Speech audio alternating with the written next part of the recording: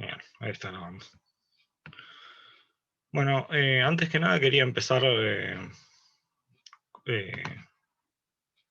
comentando un poco porque el otro día se subió el TP2. Ah, ahí está el TP2. Si van al campus van a encontrar que en las pestañas de TPs está subido el TP2.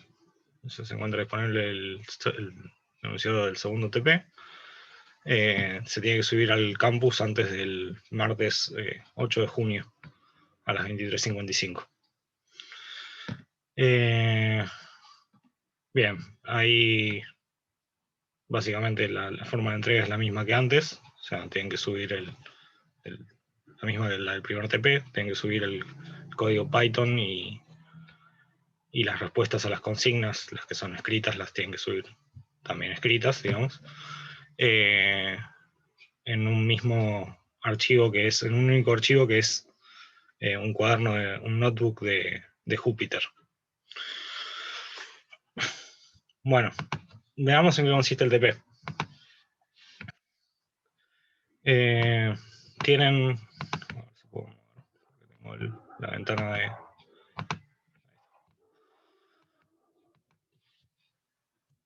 Dice, trabajo práctico número 2. Bueno, el trabajo práctico consiste en estudiar un modelo SIR. Un modelo SIR que dice Susceptible, Infected, Recovered. Es un modelo matemático para predecir la propagación de una enfermedad en una población, bajo la hipótesis de que cada individuo puede enfermarse una única vez. De paso, a ver si tengo el chat. Ustedes me están escuchando, ¿no? Por las dudas pregunto porque es como demasiado silencioso. Sí, profe. Bueno, gracias. Bueno, en este modelo entonces se consideran las siguientes funciones. SDT, que es la proporción de la población susceptible de ser contagiada en tiempo T. Esto vendría a ser gente que no contrajo la enfermedad. ¿Cuál es la proporción de gente en la población que no contrajo la enfermedad? Después tienen IDT, que es la proporción de la población infectada en tiempo T. Esa es la proporción de gente que tiene la enfermedad ahora. Y después RDT, que es la proporción de la población ya recuperada en tiempo T. Esa es la proporción de gente que tuvo la enfermedad antes. Porque se plantea que una vez que uno tuvo la enfermedad, en este modelo tiene anticuerpos, entonces no puede volver a tener la enfermedad. En el caso de que se quisiera hacer algo más complejo, como que los anticuerpos duran durante un determinado tiempo y después pueden volver a tener la enfermedad, sería más complicado el sistema. Entonces esto es como un modelo más simple que la alternativa más realista de los anticuerpos duran durante un determinado tiempo y después uno se puede volver a contagiar, digamos. Entonces, se plantea que la evolución de las funciones estará dada por un sistema de ecuaciones diferenciales. La derivada en el tiempo de S es menos A por SDT por IDT. Acá A y B, las constantes que aparecen acá en estas ecuaciones, son constantes positivas que tienen que ver con la contagiosidad de la enfermedad y con la capacidad de recuperación de los individuos respectivamente. En este caso es como decir, si tengo una mayor cantidad de gente infectada, voy a tener una mayor cantidad de gente que pasa a estar infectada, digamos, porque es más probable cruzarme con un infectado, digamos, si yo estoy sano. Y lo mismo, o sea, si hay mucha gente sana, hay muchas posibilidades de gente que pase a estar infectada, porque habiendo mucha gente infectada es como, bueno, ya están infectados, no es que se vuelven a infectar. Entonces, a medida que se hace más chico S, a medida que se hace más chico I, hay menos posibilidades de ser susceptible y pasar a contagiarse, digamos, porque hay menos gente que uno se cruza. O sea, cada vez que uno se contagia es porque se da un cruce entre alguien que es susceptible y alguien que está infectado. Entonces, Eso explica básicamente la primera ecuación que tenemos acá. Después, ¿eso se entendió? Pregunto, porque quizás estoy yendo muy rápido y no se va entendiendo. Sí, sí, se entiende.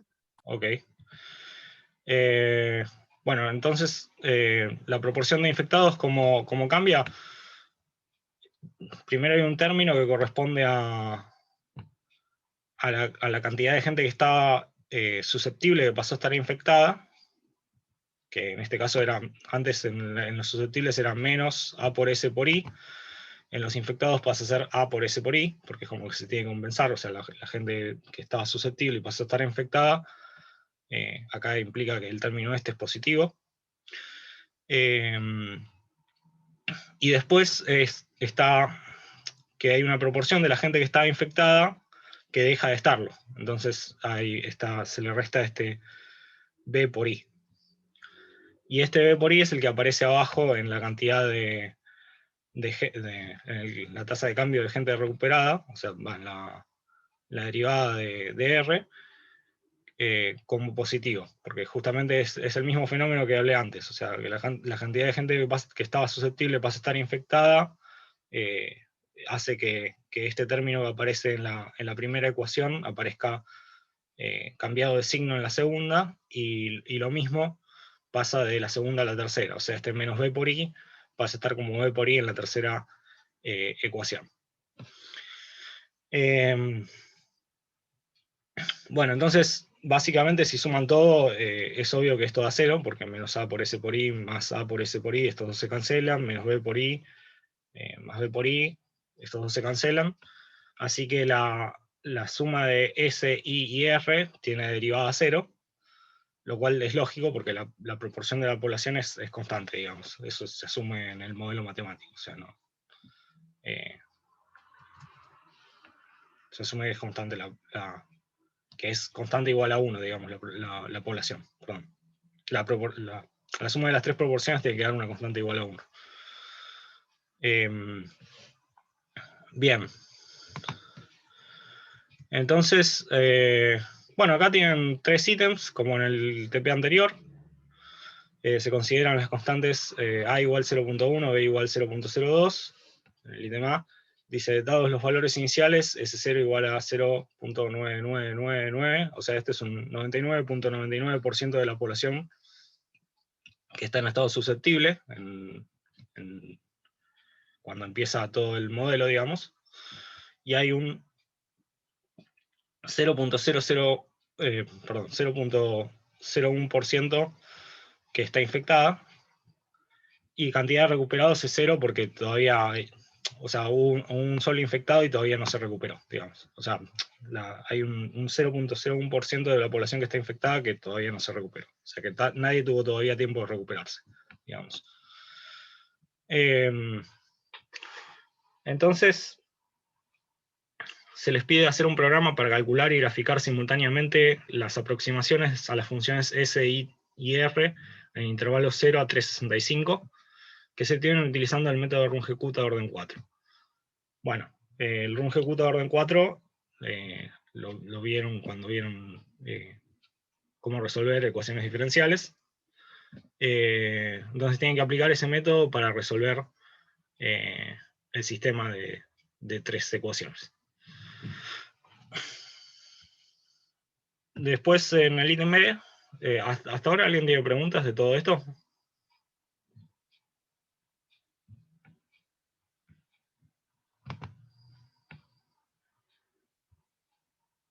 Ok. Bien. En el ítem B preguntan en qué tiempo se dará el Perdón, pico. Sí, una sí. pregunta. Porque dice, te pide calcular. Se apagó el audio, creo.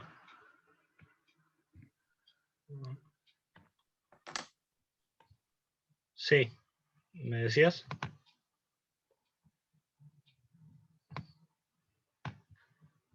A ver. Ok.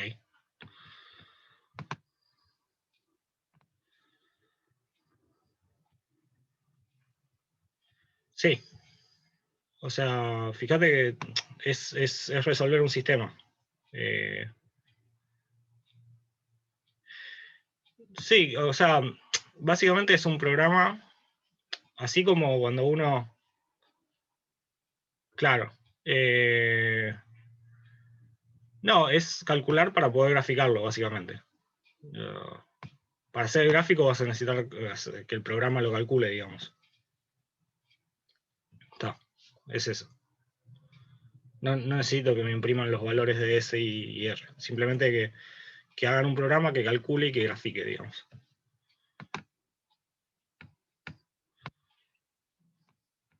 Ok. Bien, entonces el ítem B, a ver si puedo poner el chat a un costado. Ahí está. El ítem B lo que pregunta es en qué tiempo se dará el pico de contagios, entendido como el tiempo en que la proporción de la población infectada es máximo, y qué proporción, o sea, si se fijan, cuando grafiquen I, van a ver que hay un pico, o sea, que iba subiendo, porque inicialmente empieza casi en cero, pero a medida que la enfermedad avanza, va subiendo I, y después vuelve a caer, digamos. Una vez que, o sea, la idea es básicamente que a medida que la enfermedad avanza, se va contagiando más gente, pero llegado a un punto, o sea, esa gente que está infectada pasa de estar infectada a recuperada, y como no vuelve a contagiarse en este modelo, eh, eh, a medida que avanza el tiempo va a haber una mayor cantidad de recuperados, entonces ya tiene que ir en algún punto cayendo ahí, digamos, porque se van acabando los susceptibles, van aumentando los recuperados, entonces tiene que caer y, digamos, como que no hay más cantidad de gente para contagiarse. Entonces, van a ver cuando grafiquen que hay que ahí tiene un pico.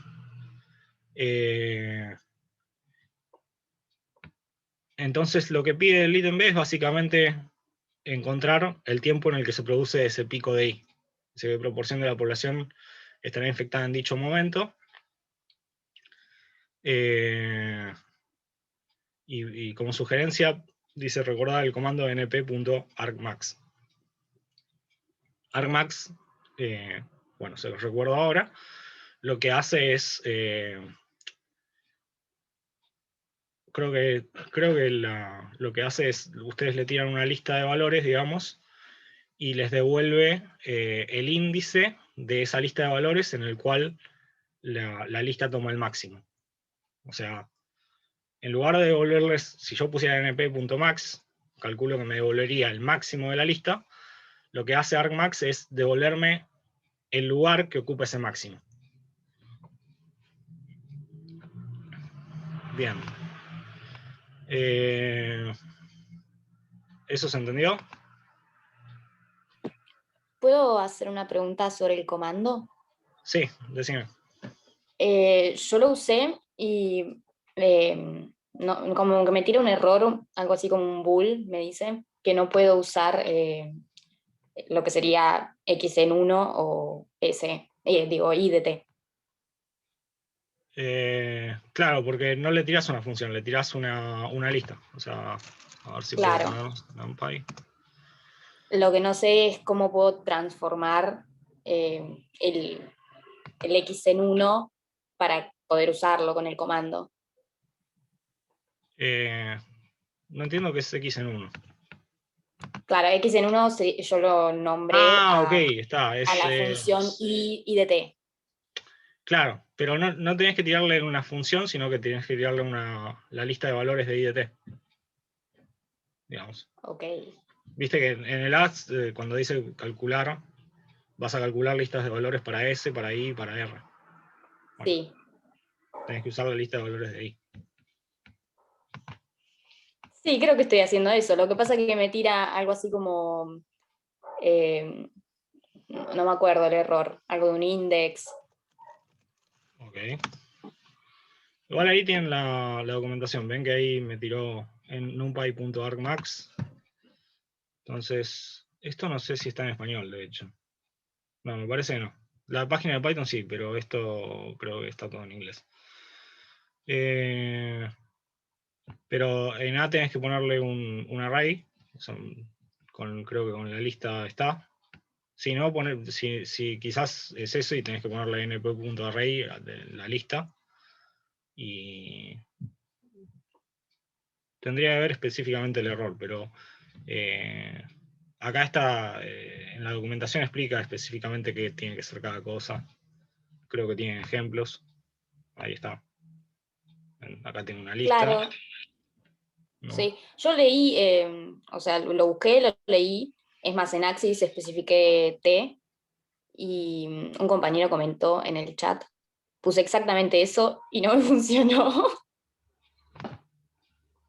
O sea, np.argmax de X Ok. en 1.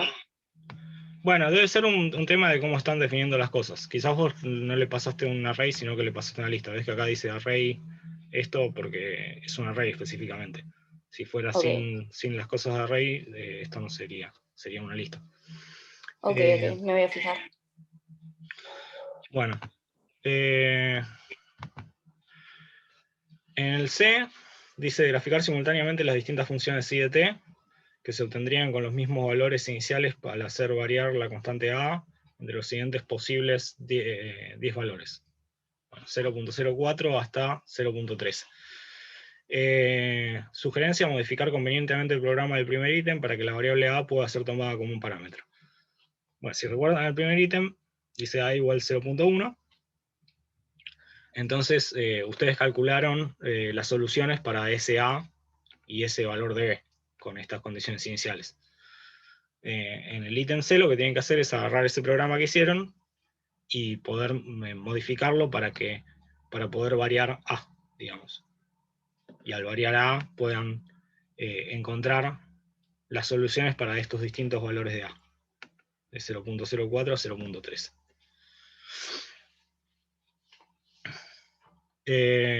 ¿Preguntas de esto?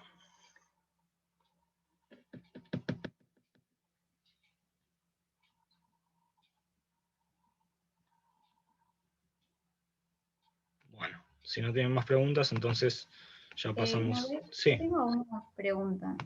Em, nosotros cuando tenemos que, ¿podemos poner cualquier H? Sí, o sea, traten de poner un H chico para que grafique bien, pero en principio pueden poner cualquier H. Ah, ok, perfecto. Bien.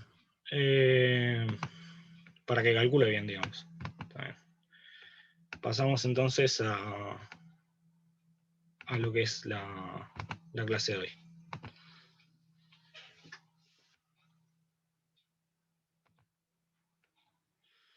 Bueno, en la clase de hoy entonces vamos a hablar de aproximar con mínimos cuadrados. Es la clase que inaugura la práctica 5. Entonces, lo que primero quería hacer era un ejercicio y comentar a mano cómo serían los cálculos, básicamente. Comentar cómo serían los cálculos a mano. Recta, que mejor aproxima.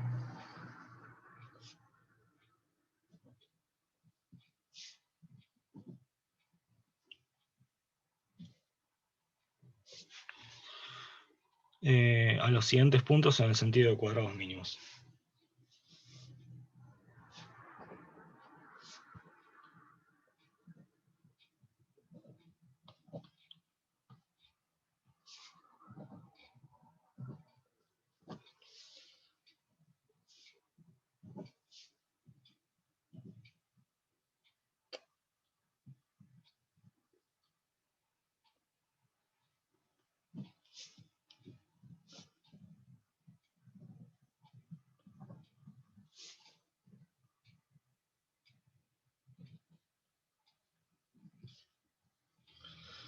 Bien.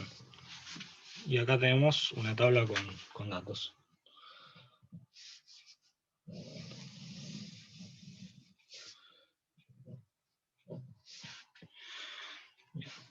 Estos son 0.1. Dame un segundo. 0.2, 0.3, 0.4.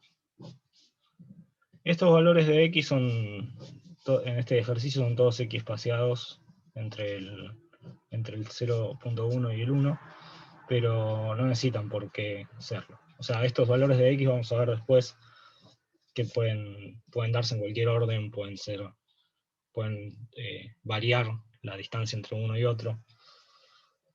Tal como cuando uno toma el polinomio interpolador, que le pueden dar cualquier tipo de datos, acá también me pueden dar cualquier tipo de datos. Lo único, bueno, en el polinomio interpolador, por ejemplo, no pueden poner dos veces el mismo valor de x. Acá en teoría podrían poner dos veces el mismo valor de x.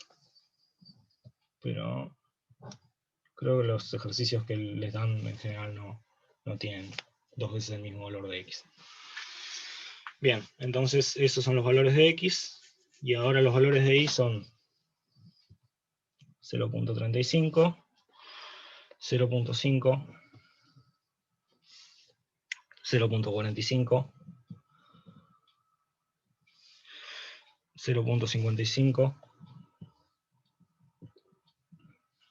Ya los valores de y son cualquier cosa acá. 0.6, no siguen ningún patrón. 0.1, 0.9. Yo en general cuando hago estos ejercicios, este lo copié del cuatrimestre pasado, pero los que produzco yo los hago con valores tomados aleatoriamente. Así que en general por eso no siguen ningún patrón los ejercicios. Los valores. Bien, entonces tengo esta tabla de valores.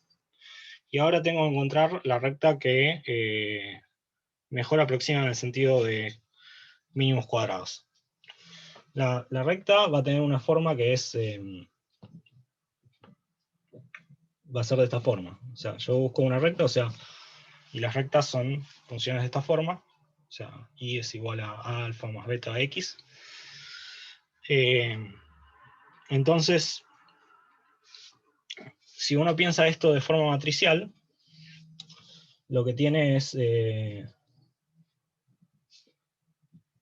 esto así.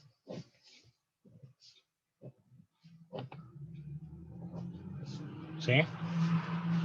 De hecho, si uno pensara que estos datos siguen una ecuación de esta pinta, lo que tendría que hacer para calcular alfa y beta sería, primero me armo esta matriz, que tiene todos unos, la matriz con los datos de x, 0.1, hasta 1. Después tengo la matriz esta, alfa beta, y esto lo tendría que igualar a los datos de y, 0.35 a 0.8.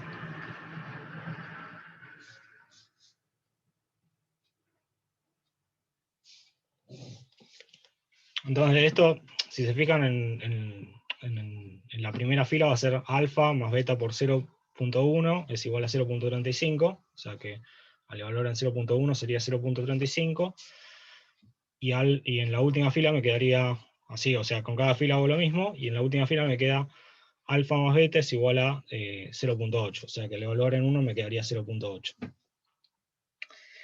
¿Hay preguntas hasta acá?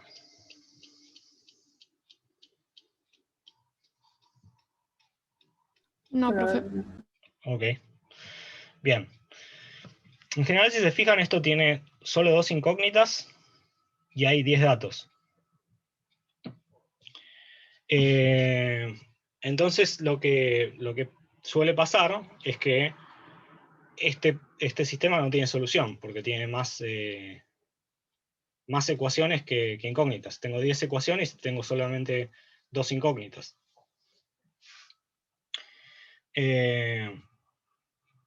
Si tuviera solución, es básicamente, habría una recta que pase por todos los puntos. Pero acá, en general, los datos que uno observa, o sea, siguen como una especie de recta, lo que pasa es que están un poco movidos porque hay cuestiones de que, por ejemplo, de que hay ruido en el sistema, o que uno mide y no es precisa la medición. Entonces, para resolver ese tema, lo que se hace generalmente es no encontrar una recta que pase por todos los puntos, sino encontrar la recta que está menos mal, digamos. O sea, es una recta que puede no llegar a pasar por ningún punto, pero los puntos distan menos de esa recta que de cualquier otra, digamos.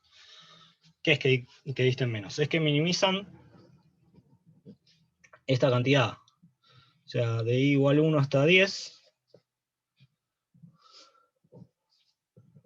y sub i menos alfa menos beta xi al cuadrado. Si se fijan, bueno, podemos escribir esto así. Esta parte de acá sería el valor que me da en la recta, el valor correspondiente de x, y este de acá es el valor observado. Entonces, esta diferencia de acá vendría a ser como el error, lo elevo al cuadrado para que no se me cancelen los errores, o sea, porque un error puede ser en una dirección y el otro error puede ser en otra dirección. Entonces, si no lo elevo al cuadrado, se me estarían cancelando los errores. Y esta cantidad de acá es lo que se busca minimizar cuando uno trata de aproximar mediante mínimos, hallando una recta que minimice cuadrados mínimos, que haga mínimos los cuadrados, digamos. O sea, que minimice este error cuadrático, sería. ¿Esto se entendió? Esto creo que lo llaman S de alfa beta. Lo han visto en la teórica.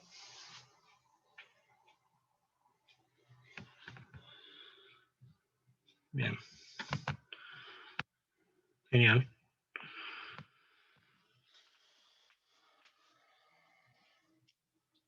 Ok. Entonces, para ustedes hallar esta recta que minimiza esta magnitud, lo que tienen que hacer es plantear lo que se llaman las ecuaciones normales. Yo en general las ecuaciones normales me las acuerdo de la siguiente forma. Planteo esto de acá, que me diría qué pasa si yo pudiera resolver de forma exacta el problema, y ahora, para poder resolver esto, lo que hago es multiplicar de ambos lados a la izquierda, multiplico a la izquierda por la transpuesta de esta matriz. O sea, agarro este sistema y pongo la transpuesta de esta matriz multiplicada a la izquierda.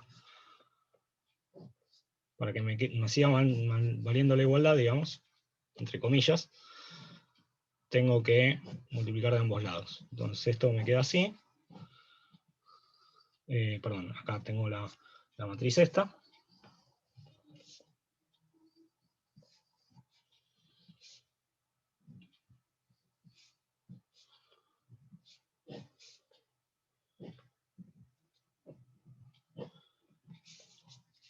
Ahora agarro esta matriz de vuelta, porque le estoy multiplicando de ambos lados la transpuesta de esta matriz.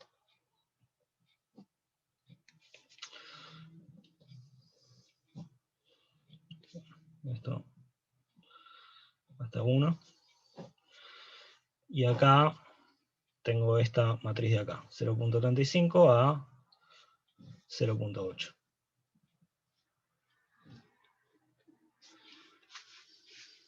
Entonces, es la solución a esta ecuación de acá, lo que yo quiero realmente buscar. Porque esta no tenía solución.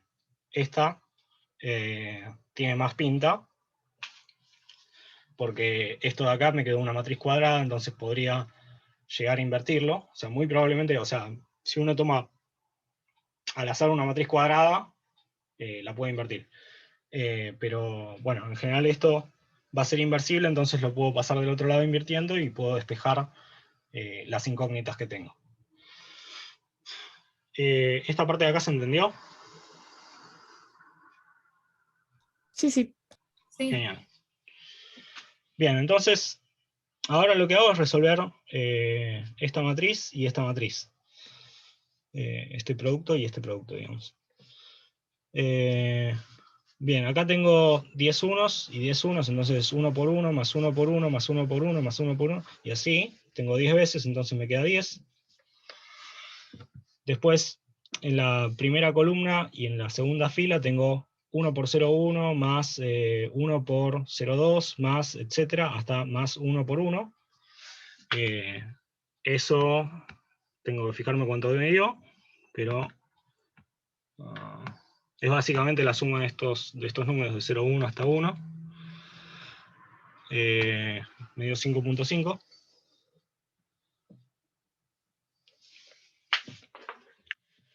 Después en la segunda columna y en la primera fila tengo 0.1 por 1, más 0.2 por 1, más 0.3 por 1, así hasta más 1 por 1. Eso de vuelta es lo mismo, es la suma de estos números, o sea que es 5.5. Y en la segunda columna y en la segunda fila tengo 0.1 por 0.1, más 0.2 por 0.2, así hasta más 1 por 1. Y eso me dio 3.85.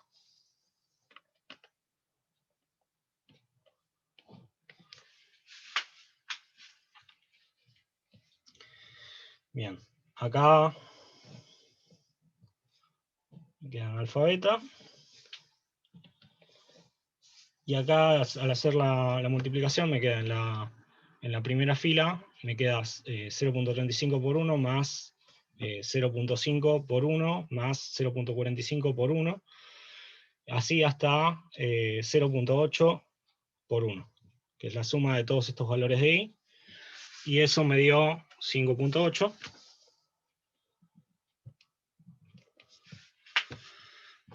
Y en la segunda fila es 0.35 por 0.1 más 0.5 por 0.2 más, etcétera, 0.8 por 1, que es básicamente hacer 0.35, o sea, es hacer el producto de cada valor de x por cada valor de y sumarlos todos, y esto terminó dándome 3.6.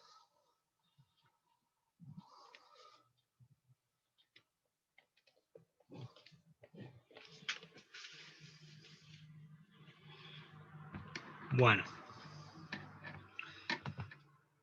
Entonces, ahora lo que hago es invertir esta matriz. Eso calculo que sabrán cómo hacerlo. O sea, se puede hacer a mano. Yo no lo hice a mano, pero es básicamente plantear la matriz. O sea, es hacer el sistema este de acá, 5.5, 5.5, 3.85, 1, 0, 0, 1. Y es triangular esto.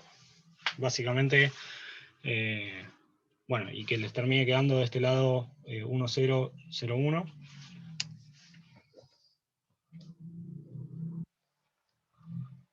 Y del otro lado les termina quedando esta matriz de acá. 0.467 menos 0.667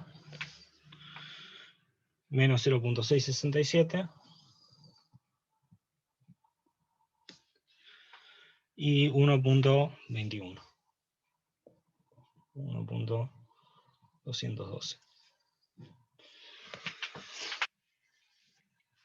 Entonces, yo tengo acá que 10, 5.5, 5.5, 3.85, la inversa de esto es esta matriz de acá.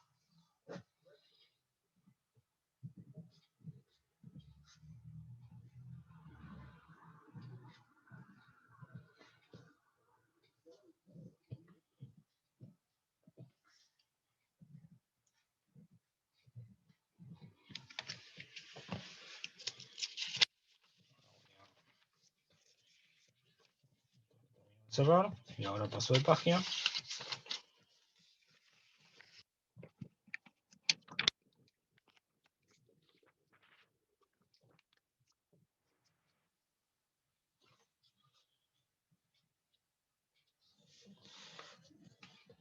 Yo estaba tratando de resolver este sistema, entonces para despejar alfa beta tengo que multiplicar a izquierda por la inversa de esta matriz, que es esta de acá. De este lado, al multiplicar de izquierda por su inversa, me queda la identidad, así que esto me queda alfa beta. Acá sería por la identidad, pero bueno, la identidad por cualquier vector es el vector.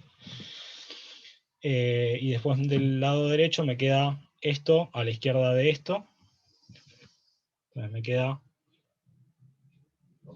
0.467 menos 0.667 menos 0.667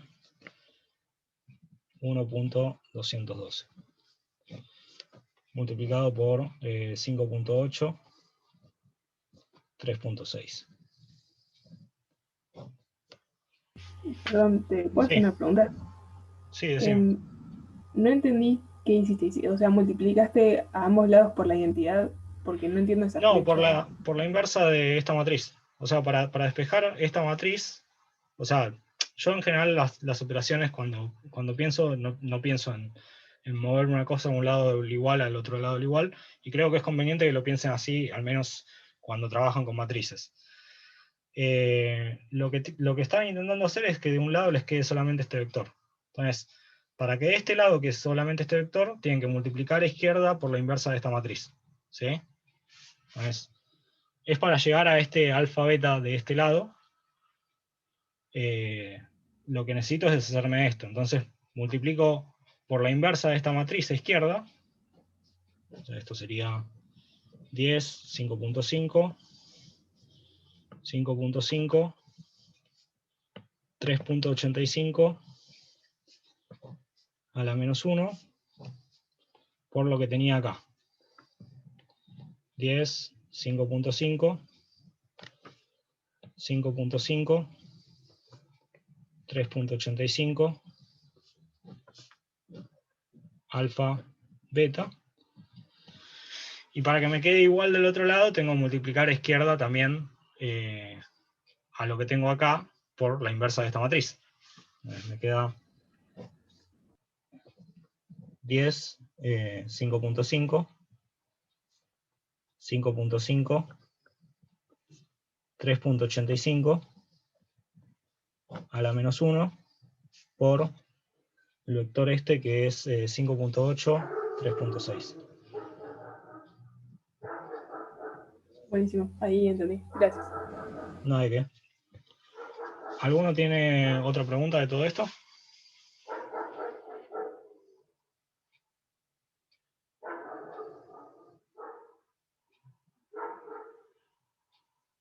Digo, en general, para matrices es mejor pensarlo así, o sea, que hagan operaciones de ambos lados del igual, porque si uno piensa, paso esto dividiendo, no sabe de qué lado tiene que multiplicar la inversa, si la multiplica de este lado, de izquierda o de derecha. Pensándolo así, está claro que tiene que multiplicar de izquierda, porque tiene que deshacerse de esta matriz que ya está en la izquierda, digamos. Está a la izquierda de alfa beta. Entonces, al multiplicar por izquierda me queda la inversa, después esta matriz, y esas dos se pasan a ser la identidad, o sea, que es como que se cancelan. Si multiplicara a derecha me quedaría esta matriz, alfa beta, y la inversa de esta matriz, que no tiene nada que ver. ¿Se Profe, entiende? igual, Sí. sí, pero estas cuentas, por ejemplo, ¿está mal si las hacemos con Python? No, en general no está mal. A menos que les pidan que no las hagan con Python, pero usualmente no se les va a pedir que las hagan con Python. Que no las hagan con Python, perdón. Ok, buenísimo. Bien, yo quería hacer las cuentas para que estuviera claro cuál es el procedimiento que están haciendo. Porque en general yo, por ejemplo, nunca me acuerdo de cómo son las cosas, simplemente las vuelvo a razonar. Y creo que es una forma práctica de de acordarse es como que retengo menos información, porque es como que de esa poca información que retengo puedo reconstruir cuál es el método, que es algo mucho más cuantioso de recordar, digamos.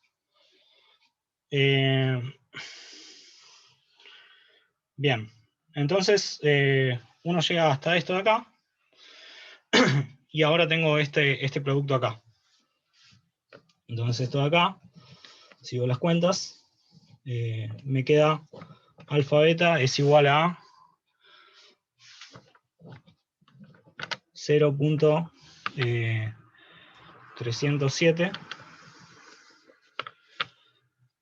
0.497.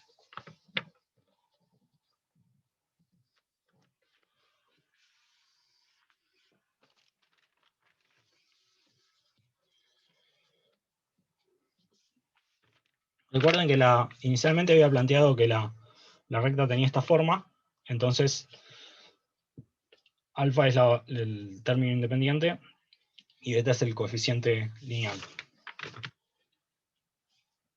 De acá me sale que la recta tiene la forma 0.307 más 0.497 x. Igual ahí. Esta es la recta. ¿Sí?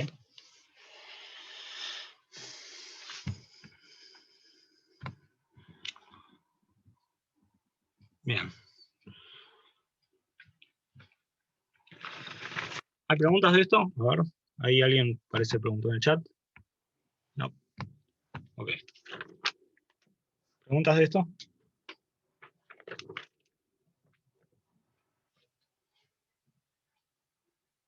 No.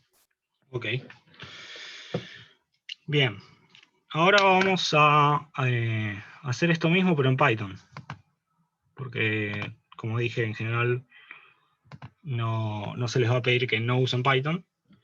Y a veces es muy laborioso hacer estas cuentas no usando Python. Bien, entonces comparto. Ahí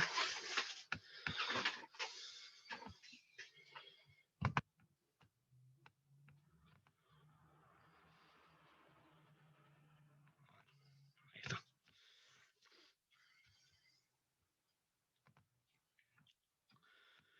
Bien. Entonces voy a copiarme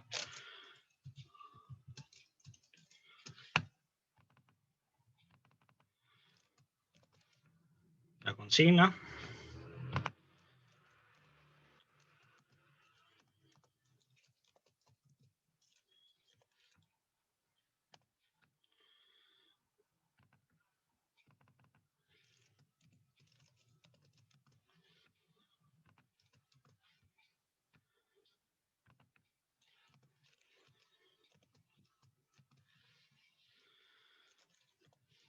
Y ahora una consigna adicional, porque ya tenemos Python, entonces va a ser más fácil hacer otras cosas.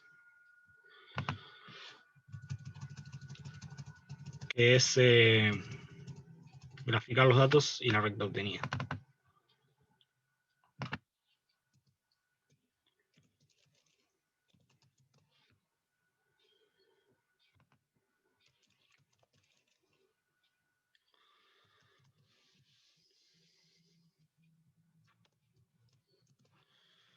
Bien. Entonces, lo primero que hago acá que tengo Python es asignar variables x e y que guarden los datos observados, digamos. Entonces np.array.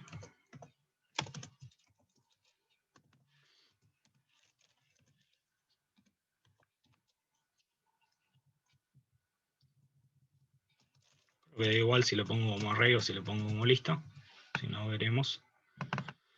Y acá, bueno, voy a hacerlo como en general lo hago yo cuando tengo que resolver un ejercicio de la práctica, que es me paro encima y copio. A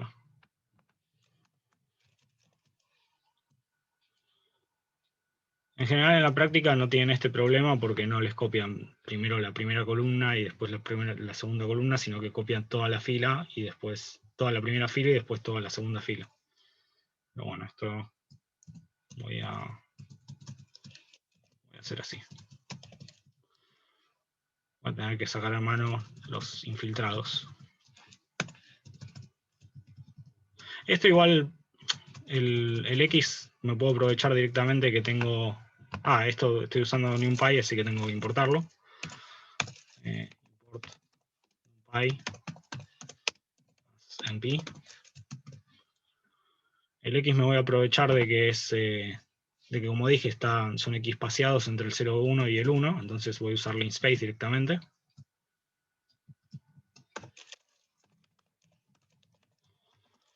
Tengo del 0,1 al 1, 10 elementos.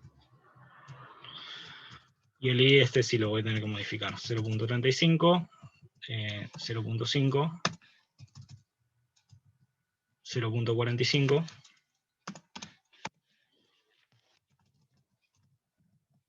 0,5, 55, 0,6. No había mucha diferencia entre copiarlo a mano y hacer esto. 0,9.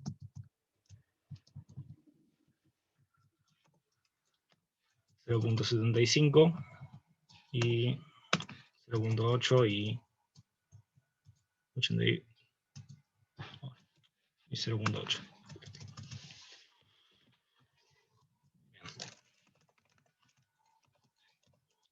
Voy a chequear que se haya cargado correctamente. Sí. Bien. Entonces ahora cargué los datos en variables X e Y. Y paso a hacer todo lo que hice en papel, pero con Python. Primero lo que tenía era... Voy a dejar de compartir, para así puedo escribir algo en el cuaderno. Primero lo que tenía... Lo primero que había planteado era esto así. Y después lo multipliqué por la transpuesta de esta matriz, de ambos lados, a izquierda. En la teórica usaron la siguiente notación. Para esta matriz la llamaron A. O sea, esto voy a llamar A. Va a ser la matriz que tiene unos en la primera columna y 0,1 a 1 en la segunda columna. Entonces, usando esta notación, A transpuesta es unos en la primera fila y de 0,1 a 1 en la segunda fila. ¿Sí? Voy a aprovechar esto porque en general ahora vamos a ver cómo lo aprovecho.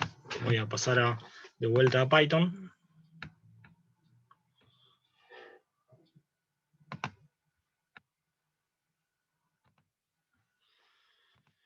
Y voy a definir A y A transpuesta. O voy a definir una y voy a transponer en base a la otra. ¿Qué voy a definir? Voy a empezar definiendo A transpuesta.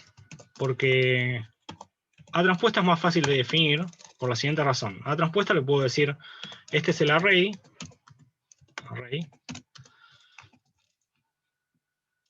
Es una matriz. Y para yo pasarle una matriz a Python tengo que pasarle primero la primera fila, después la segunda fila, después la tercera fila y así sucesivamente. O sea, es una lista en la cual cada uno de sus elementos es la fila correspondiente de la matriz. Pero A transpuesta tiene la ventaja de que la primera fila son todos unos y que la segunda fila es los valores observados de X. Entonces acá primero paso la fila con unos, que son tantos como los datos que me dieron. Acá son 10 datos, así que les pongo 10. y la segunda fila son los valores observados de X. ¿Esto se entendió? O sea, acá imprimo AT para que se vea. En la primera fila tengo todos unos y en la segunda fila tengo los valores de X, que era lo que quería obtener. Bueno. Si alguien no entiende, me pregunta. Ok. Una vez que tengo la transpuesta, si transpongo la transpuesta, me da la matriz original. Entonces, así obtengo directamente A.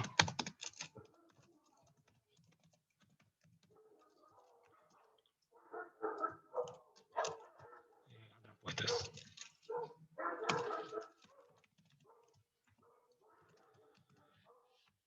Como ven, A tiene en la primera columna todos unos y en la segunda columna los datos observados de X.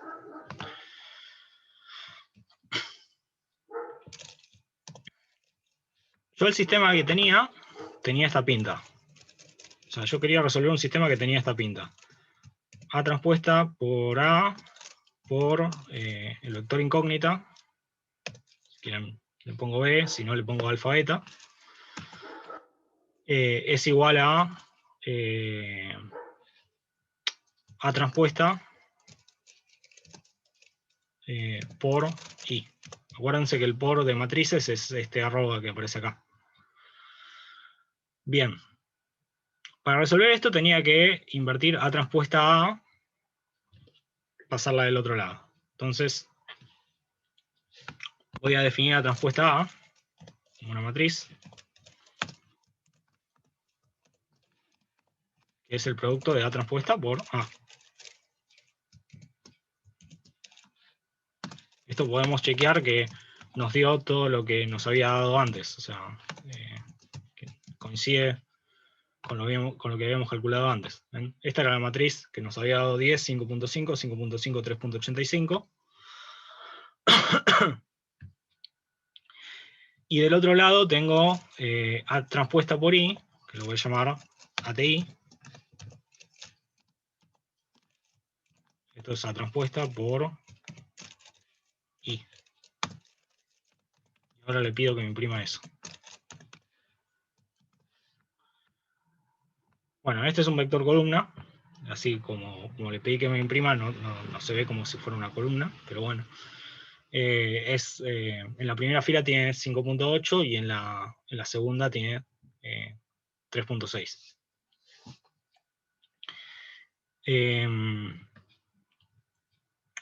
Que era lo que nos había dado antes. Entonces ahora para terminar de cerrar lo que tengo que hacer es pasar este, o sea, esto me quedó así ahora. Lo que tengo que hacer es pasar la inversa de ATA, multiplicar por la inversa de ATA de ambos lados. Entonces me va a quedar que B es igual a la inversa de ATA multiplicado por ATI. Bien. Voy a llamar Q a la inversa de ATA. Ponerle cualquier nombre. Esto es, en NumPy hay un paquete que se llama lineal, que es de linear algebra, o sea, álgebra lineal. Y dentro de ese paquete hay una función que se llama imp, que justamente me da la inversa de la matriz que yo le pida. En este caso, ATA. Es porque quiero calcular la inversa de ATA. Y ahora puedo chequear que me da lo mismo que habíamos calculado antes. ¿Ven? Esto era lo que yo decía, que es 0.467 menos 0.667 menos 0.667, 1.212. Entonces ahora para calcular el vector incógnita simplemente hago Q, que es la inversa de ATA, por ATI. Puedo pedirle que me imprima esto para chequear que efectivamente me da lo mismo que antes. Bien. Entonces, este es el valor de alfa y este es el valor de beta. Si yo quiero que me lo devuelva como una recta, como decíamos, y es igual a 0.307 más 0.497 por x, puedo usar el comando de NumPy, que ya lo usaron, el de poly1d, para que me arme la recta. O sea, me arme en base a los coeficientes el polinomio correspondiente. Entonces, si yo llamo P al polinomio que estoy buscando, que en este caso es lineal, tengo que pasarle poly1d, y acá tengo que darle los coeficientes. Si recuerdan, los coeficientes se dan primero el de mayor grado, que en este caso es el 0.497, o sea que esto es B1, porque es el segundo elemento de B se lo llama con 1 porque esto empieza en 0. Y después se le daba el coeficiente de menor grado, que es el independiente en este caso, de 0. Entonces ahora imprimo P, me da lo mismo que calculé antes, que es 0.497x más 0.307. Acá es 306.7. Bien, ¿hasta acá hay preguntas?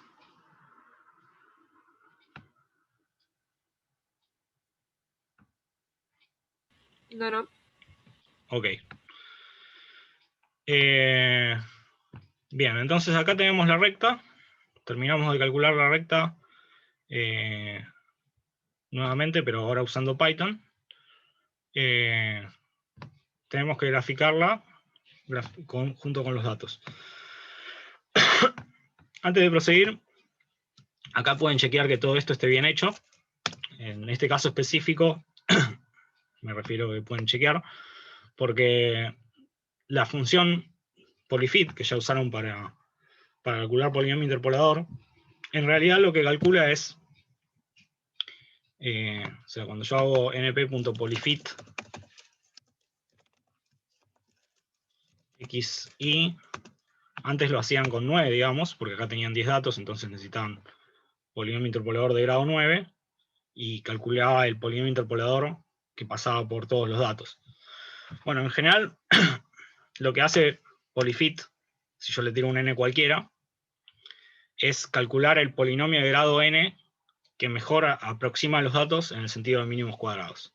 O sea, hace la misma cuenta que yo les mostré con de hacer la diferencia entre i sub i y alfa y más beta xy al cuadrado y sumarlo todo. Esa misma diferencia, pero en lugar de usar alfa más beta xy, usa un polinomio de grado n, con los coeficientes a determinar. Entonces, me devuelve el polinomio de grado n que mejor aproxima en el sentido de mínimos cuadrados. Cuando ustedes ponían 9, hacía lo mismo, o sea, devolvía el polinomio de grado 9 que mejor aproxima en el sentido de mínimos cuadrados. El tema es que cuando yo le doy un polinomio de grado 9, ya tiene suficientes coeficientes como para hacer que todas las diferencias sean 0. Entonces, el que mejor aproxima me da una suma igual a 0, y eso es claramente, si consigo un polinomio que haga eso, ya es el que mejor aproxima, porque no hay nada que sea menor que 0 cuando elevo todo al cuadrado y lo sumo. Bien, entonces, en este caso, pueden pedirle con n igual a 1, porque yo quiero que me dé una recta. Y ahora uso poly1d para visualizarlo como recta, no como coeficientes. A ver, bueno. Print. Ahí está. Si ven, me dio lo mismo que antes, 0.497x más 0.3067. Bien.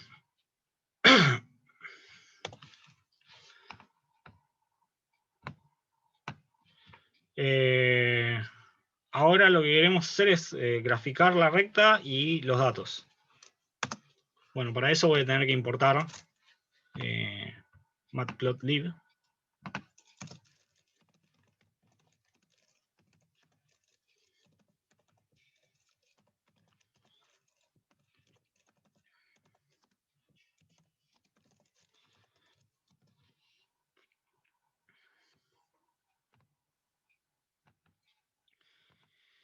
Y ahora graficamos como siempre. O sea, acá me hago los X en los que voy a graficar la recta. Los datos de X estaban entre 0 y 1. Cerca del 0 empiezan y terminan cerca del 1. El máximo de esto es 1 y el mínimo es 0.1. Entonces voy a graficar en el intervalo 0,1.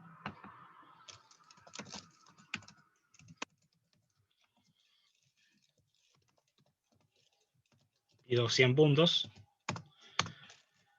Y ahora grafico todo lo que me pedían. plt.plot.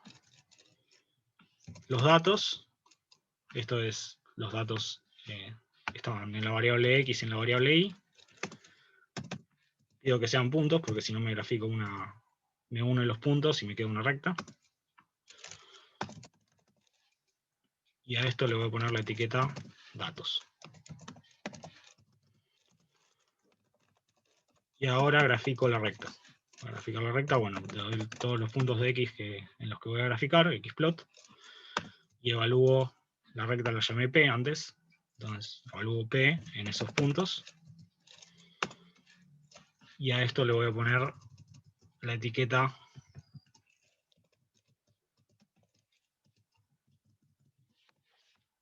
de la recta. Le voy a poner directamente esta etiqueta de acá. O sea, este texto de acá. Bueno.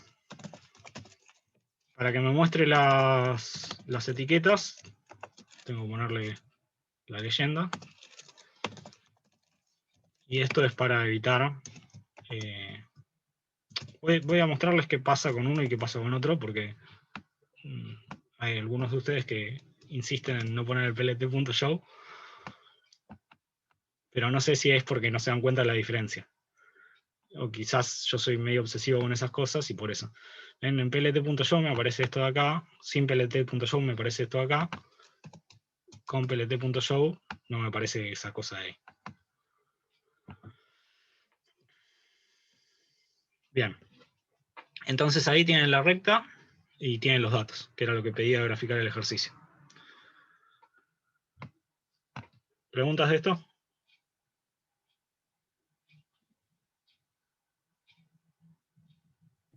No, se entiende. Ok. Bien, ahora vamos a pasar al siguiente ejercicio.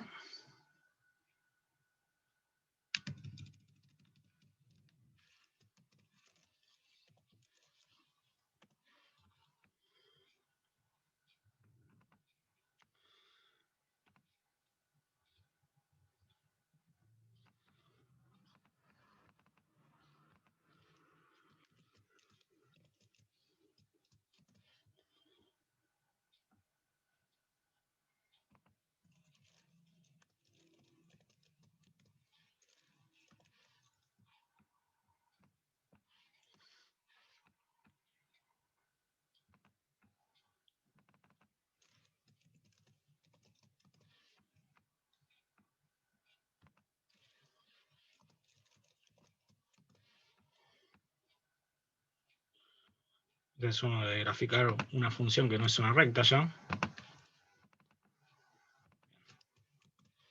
Y terminó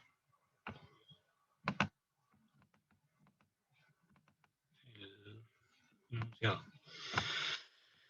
Bien, entonces me piden ajustar los datos a una función que tiene esta pinta. Ya no es una recta esto.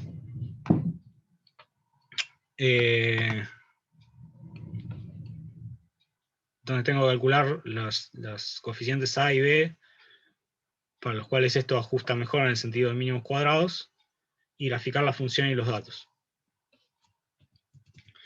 Se entiende que ajuste esta función mejor en el sentido de mínimos cuadrados, ¿no? Si no, paso a escribir en el cuaderno.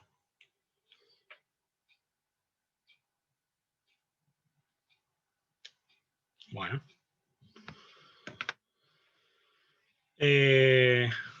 Entonces empiezo haciendo lo mismo de antes, o sea, voy a asignar variables x y y con los datos.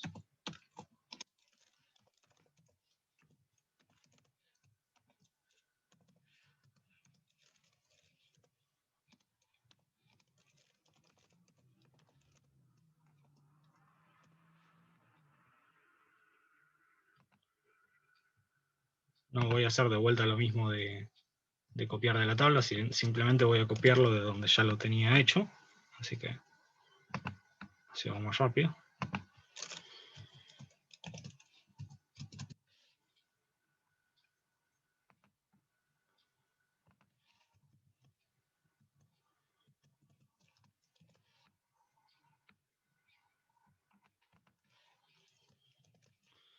Bien.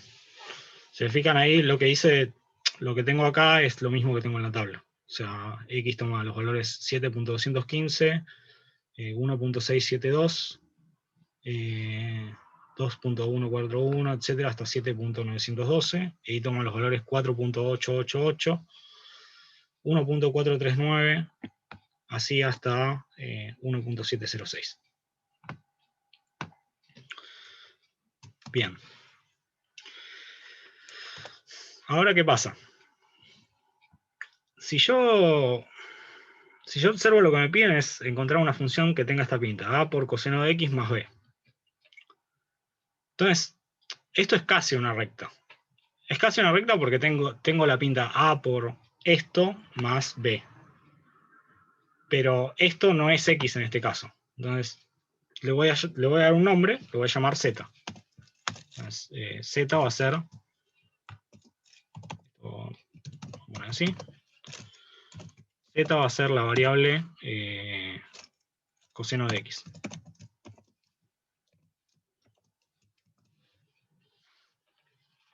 ¿Sí? Ahí definí z es coseno de x. Entonces lo que busco es una recta que tiene la forma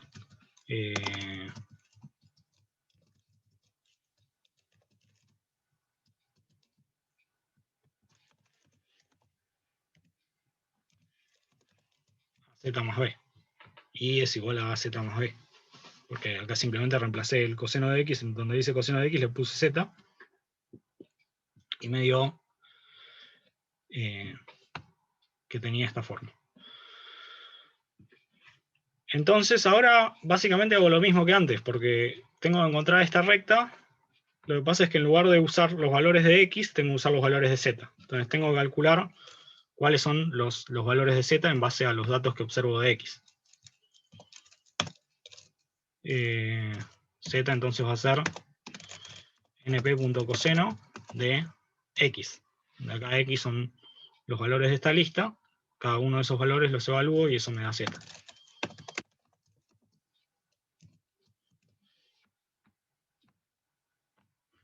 ¿Sí? Acá simplemente redujimos lo que teníamos al caso que teníamos antes. Porque ahora simplemente tenemos que encontrar la recta que mejor ajusta los datos estos de z con los datos que nos dieron en la tabla de y. Eso. La recta que mejor ajusta esos datos en el sentido de mínimos cuadrados. ¿Esto se entendió? Sí. Sí, sí. Genial. Bien. Entonces, a partir de acá procedo igual que antes. Primero voy a llamar a transpuesta. Este es la matriz que en la primera fila tiene unos, tantos como los datos que me dieron. Nuevamente son 10 datos si los cuentan. Si no, pueden usar len, que le pide el largo de un vector, para medir cuánta cantidad de datos tienen. En la primera fila tengo 10, y en esto le tengo que pasar como lista, ¿no? Lista. En la primera, acuérdense de esos corchetes si no les va a tirar error. Bueno, si les tira error van a saber que se olvidaron de algo, digamos. Y Y en la segunda fila tengo los datos de z, en este caso, porque la variable independiente pasó a ser z. Se transformé los datos de x, le apliqué coseno y pasó a ser la variable independiente z. Bien, entonces ahí tengo A transpuesta, y ahora calculo A en base a A transpuesta.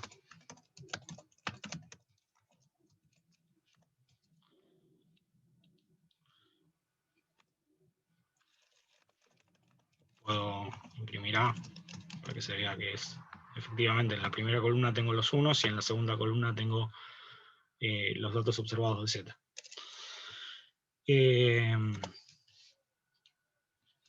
Bien, ahora hacía la matriz ATA, que era A transpuesta por A, y hacía la matriz ATI, que era A transpuesta por I. Esto no cambia porque I no lo transformé, o sea, estoy tratando de hallar esta recta, entonces la variable dependiente sigue siendo I, no cambié nada ahí. De vuelta, Q va a ser la inversa de ATA.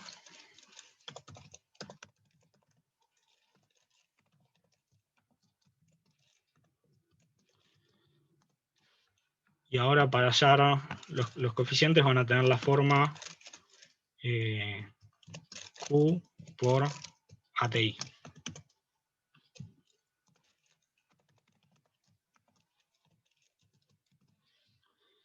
¿Sí?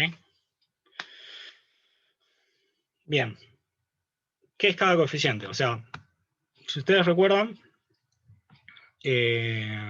cuando lo planteé antes, tenía la matriz esta, que era A, multiplicada por un vector columna que tenía alfa en la primera coordenada y beta en la segunda. ¿Por qué? Porque alfa multiplicaba por 1 más beta por z, y eso me daba los valores de I, digamos. Entonces, en este caso, lo que va a estar multiplicando a esta matriz va a ser un vector que en la primera coordenada tiene a B y en la segunda tiene a A. Porque en este caso, la variable independiente, el coeficiente independiente lo llamé B, que es el que multiplica 1, y el coeficiente lineal lo llamé A, que es el que multiplica Z. Entonces, en este caso tengo, voy a llamarlo M, perdón. Voy a esto. Tengo que A va a ser esto que aparece acá, que es lo que multiplica Z.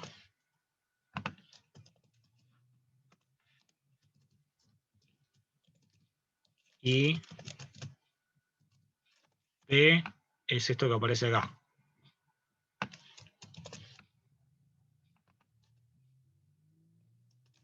Es lo que multiplica 1.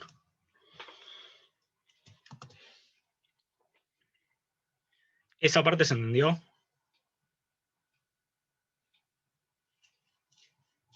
Sí.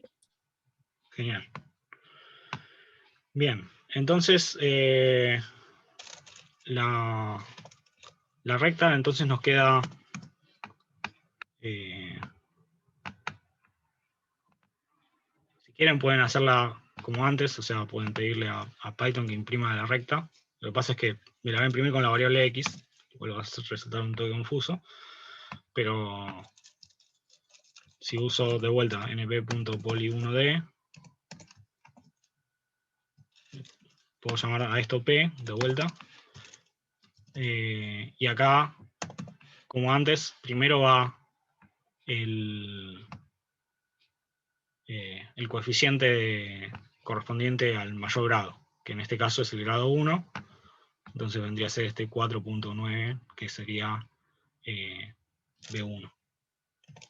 Bueno, esto no cambia, B1 primero y B0 después.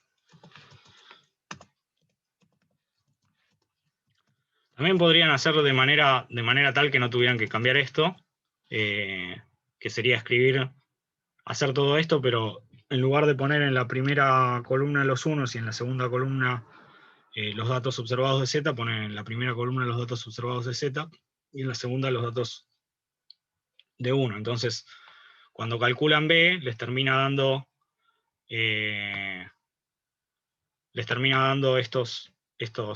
las componentes al revés. Entonces ya directamente pueden pedirle a Python que haga np.poly1d de B, y no tienen que cambiar nada, porque no tienen que reordenar las componentes. Entonces, esto de acá tendría que ser la recta que calculé con A y con B. Acá en lugar de X sería Z en este caso, pero bueno, a Python no le dije que use Z, entonces usa X. Creo que hay algún argumento de poly1d que pueden cambiar la variable, pero tendría que fijarme.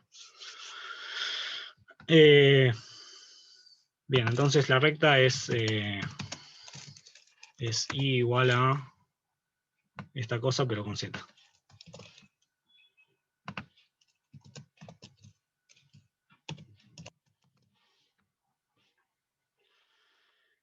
Bueno. ¿Hasta acá se entendió?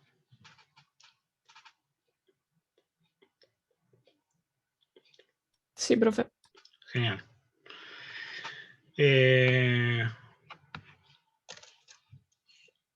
Bien. Hacemos entonces lo de graficar. De vuelta, lo mismo. Tengo xplot.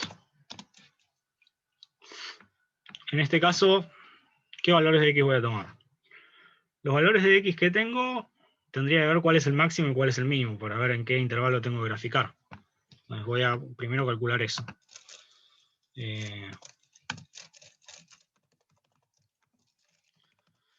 Mínimo de x, máximo de x. Bien. Entonces del 1 a 1.672 a 8.941 voy a graficar entre el 0 y el 10. Vamos a hacer.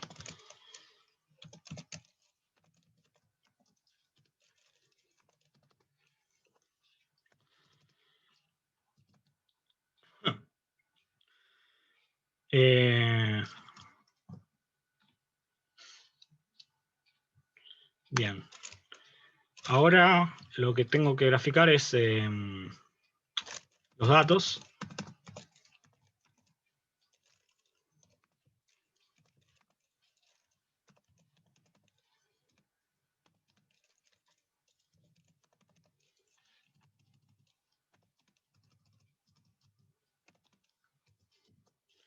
Y la función esta que calculé. O sea, mi recta es esta.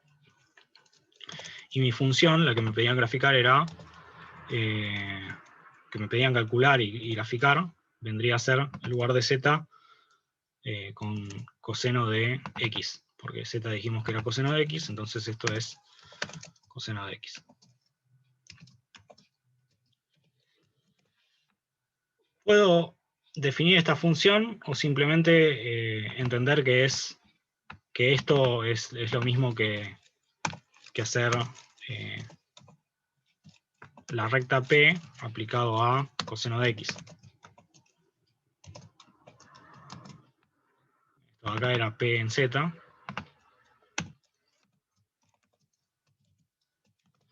Entonces, cuando reemplazo Z con coseno de x, es esta composición de acá. Entonces acá simplemente puedo pedirle que grafique eso. Xplot, P de xplot. Y acá la etiqueta es, le voy a poner de vuelta esta cosa acá.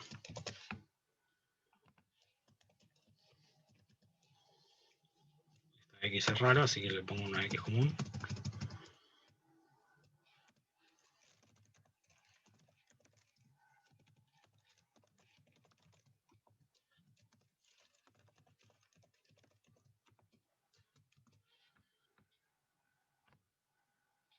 Bueno, ahí pifié.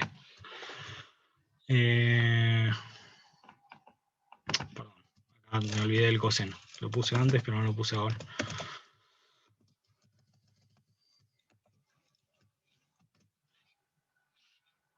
Bueno, Y esto eran puntos. No olvidé que tenían que ser puntos. Bien. Ahí estamos. ¿Esto se entendió? Sí. Ok. Si quieren pueden graficar con Y con Z. O sea, este gráfico de acá, si yo le quisiera poner las variables que aparecen en uno y en el otro, le puedo poner las etiquetas en X y en Y. Entonces, sí en función de X versus Y. Acá aparecen las etiquetas X e Y. Puedo graficar también los datos de Y y de Z. O sea, voy a hacer lo mismo, pero en lugar de hacer esto con X, voy a hacerlo con Z. Esto voy a pedirle el mínimo de Z y el máximo de Z.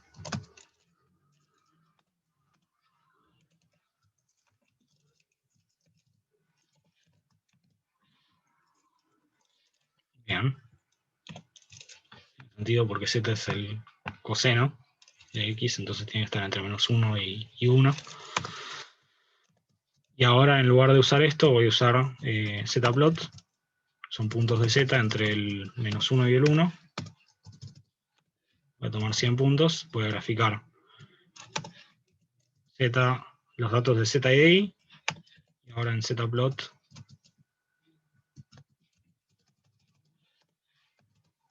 digo esto.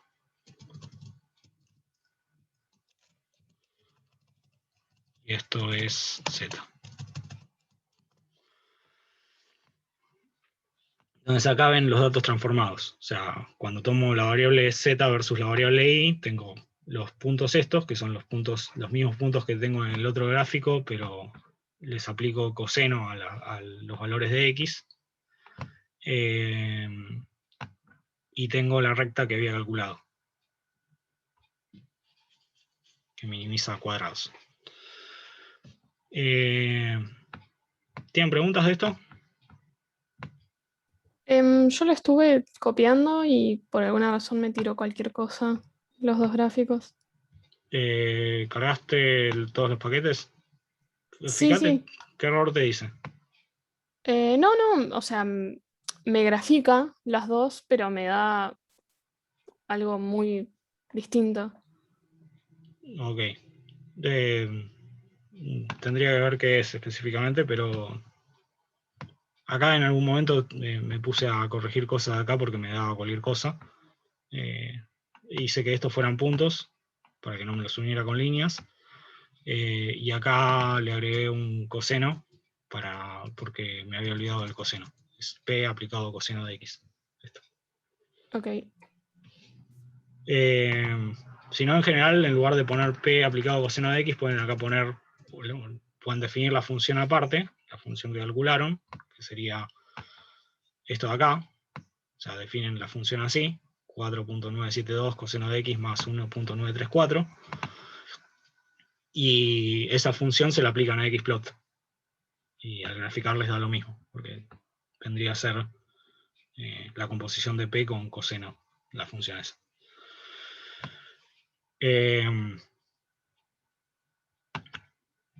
Bien, entonces ahora voy a hacer un último ejercicio, voy a tratar de hacerlo rápido, porque es más que nada para ilustrar cómo cargar datos esto. Algo que van a usar un par de veces en esta práctica y muchas veces en la práctica siguiente. Si se fijan, creo que ya se subieron las prácticas 5 y 6, así que, y aparte de la práctica 5 y 6, acompañando hay muchos archivos de datos, entonces en las prácticas les van a pedir que usen esos archivos de datos para calcular cosas, porque tienen, qué sé yo, 100 datos, entonces nadie se pone a hacer una tabla de 100 datos, simplemente agarran un archivo y les dicen, usen ese archivo para calcular la recta que minimiza los cuadrados. Bien. Entonces, copio ahora el enunciado.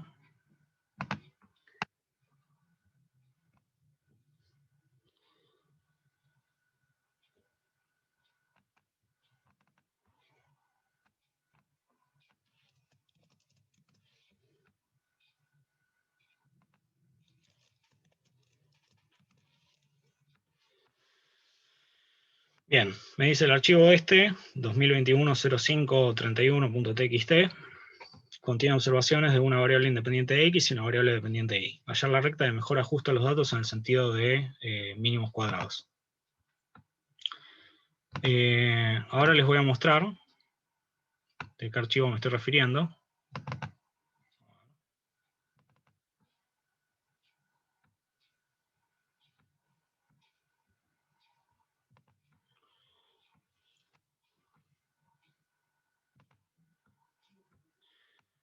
Bien. Esta es la carpeta que contiene el untitled que estoy usando. Si se fijan, en esa carpeta está este archivo, que es 2021. Primero tengo todos los notebooks, los cuadernos de Python, de Jupyter. Y después tengo este archivo que dice 2021-05-31.txt, que es el que menciona en el enunciado. Entonces, cuando ustedes vayan a hacer en la guía, les pidan usar los datos de un archivo, ese archivo pónganlo en el mismo, en la misma carpeta en la que tienen el cuaderno, digamos. No lo manden a otro lado porque no lo va a encontrar, digamos. En este caso, si me fijo en mi computadora, bueno, voy a pasar a compartir, porque todo eso que hago con el explorador se está fijando en una ubicación en mi computadora. Entonces, en la computadora ven que esta es la ubicación física. Acá tengo, este es el untitled que estoy usando para explicar la clase, y este es el txt que menciona el enunciado. Si yo abro este txt, van a ver que es un... A ver, tengo que pasar a compartir el txt.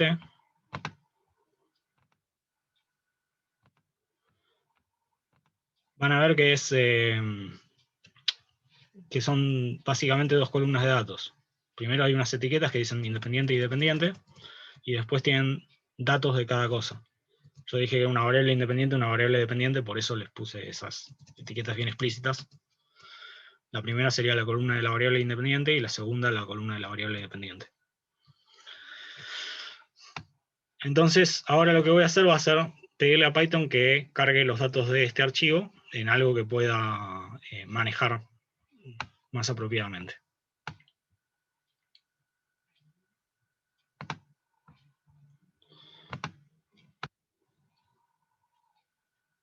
Ok, esto estaba acá.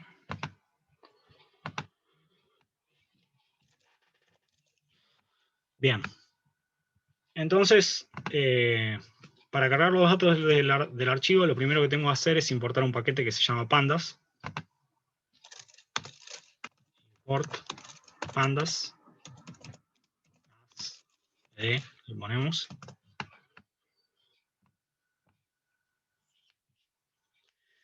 Y después, con pandas, lo que voy a hacer va a ser pedir que cargue el archivo. Entonces, voy a asignarle una variable que se llama datos.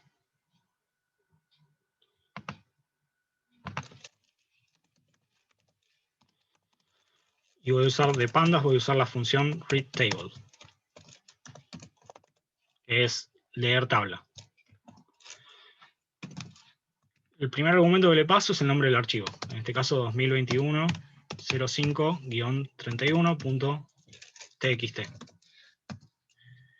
Y el segundo argumento que le tengo que pasar es el separador. Ustedes se fijaban en el bloc de notas. los datos los tengo separados con coma. O sea, entre independiente y dependiente hay una coma, después en cada una de las filas hay una coma entre un dato y otro. Entonces, esto de acá se llama el separador, y vendría a ser el segundo argumento que le tengo que pasar a la función readTable.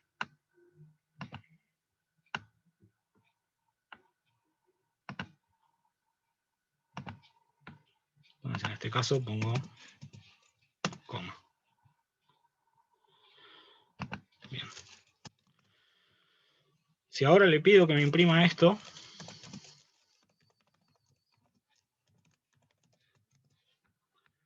se fijan, es básicamente una tabla que dice, primero dice independiente, es la tabla del bloc de notas, dice independiente, dice dependiente, y después tengo los mismos datos que en el bloc de notas. Lo que pasa es que Python los presenta como presenta las variables, que se olvida de los últimos dígitos, digamos,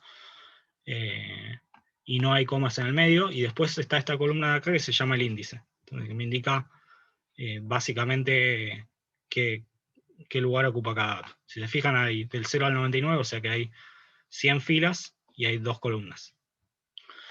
Datos es un tipo de objeto que se llama data frame, que vendría a representar cuadros de datos, justamente. O sea, una tabla de datos se representa con data frame. Y tiene la posibilidad de tener las columnas con nombres que no son datos, digamos. Entonces, para seguir trabajando con esto necesito tomar las columnas, y para eso lo que se suele usar es pasar datos a otra variable que lo envía a un array en NumPy. Entonces, esta es la sintaxis. Y ahora le pido que imprima esta nueva variable datos.np. Y si se fijan, es un array, como los que usan NumPy. Lo que pasa es que en la primera fila tiene la primera columna de datos, y en la segunda fila tiene la segunda columna de datos. Y nos olvidamos de las etiquetas independiente y dependiente. Bien, entonces ahora para terminar de extraer estos datos, tenía que a la variable, a la primera columna, que era la variable independiente, asignarle la variable x y extraer todos esos datos. Entonces, x va a ser la primera columna de datos NP. Para eso digo, en todas las filas le pido la primera columna, que es indexada por 0. Entonces, si ahora imprimo x,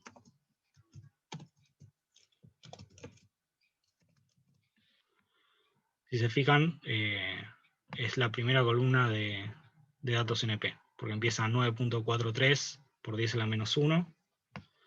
Esto es 0.943, y termina en este 4.74 por 10 a la menos 2, que es este 0.0474. Y hago lo mismo con i.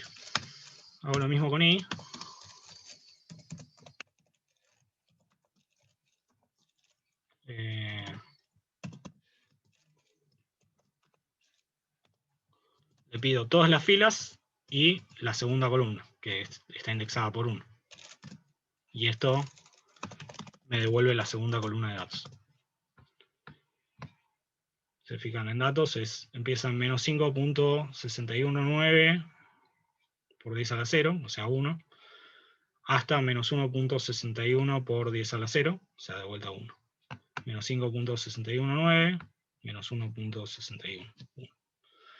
Bien, entonces acá extraje satisfactoriamente los datos, los valores de las columnas, y a partir de acá es hacer lo mismo que hicimos antes, o sea, armamos la ecuación matricial y resolvemos, o sea, y acá son 100 datos en lugar de 10, así que esa es la única diferencia con lo anterior, que cuando arme la columna de unos voy a tener que tirarle 100 unos en una columna, bueno, en una fila, porque estábamos armando fila de unos, no columna de unos. ¿Esto se entendió? Sí, perfecto. Genial. Bien, lo último que quería hacer es, a ver, alguien en el chat. Lo último que quería hacer era hacer esto mismo, pero con qué pasa cuando tengo un archivo de tipo CSV. Así que voy a pasar a copiar de vuelta el siguiente enunciado.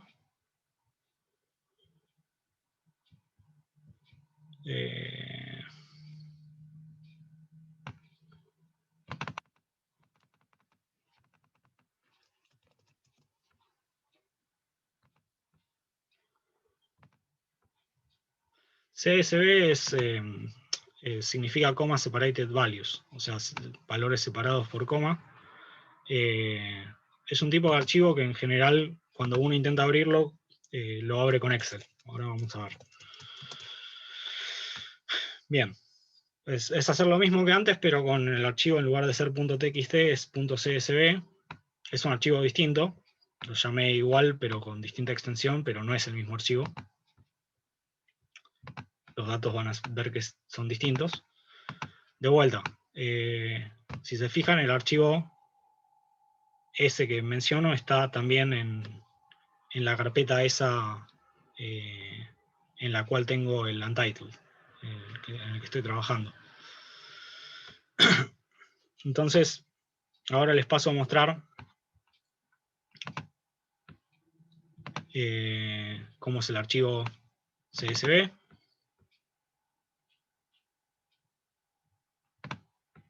Ahí me lo está abriendo. Voy a pasar a compartir de vuelta.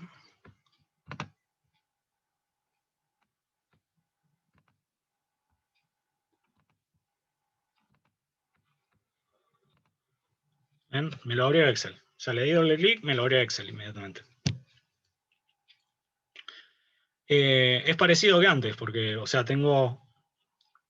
Acá, si se fijan, solamente está usando la columna A, no tengo nada en la B está vacía. Si se fijan acá, que es donde yo me suelo fijar para ver qué hay en una celda en Excel. La columna B está vacía, está todo en la columna A. Y es como antes, o sea, tengo independiente, coma, dependiente, 0.87, etcétera, coma, menos 0.57. Son otros datos porque es, como dije, es otro archivo con otros datos.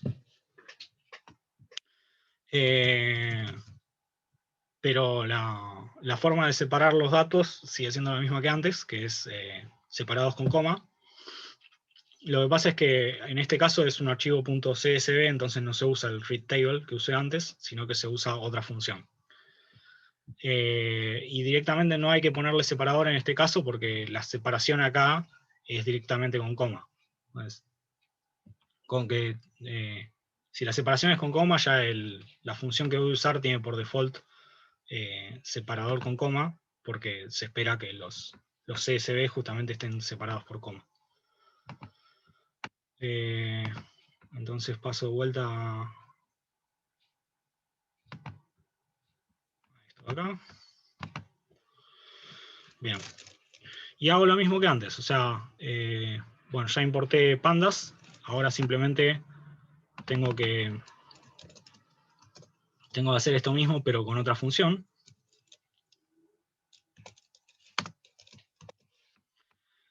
Acá el archivo que voy a meter es .csv.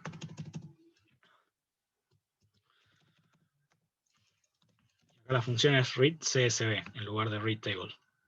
Voy a checar que sea eso. Sí.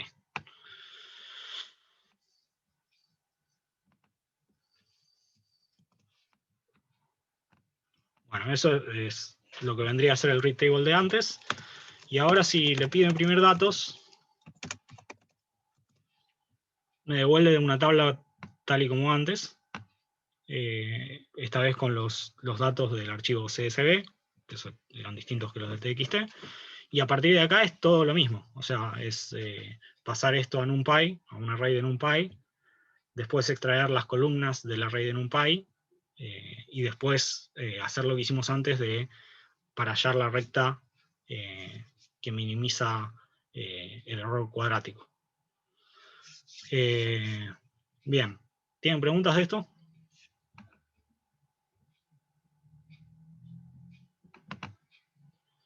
Creo que no. Bueno, nadie tiene preguntas, entonces dejo acá.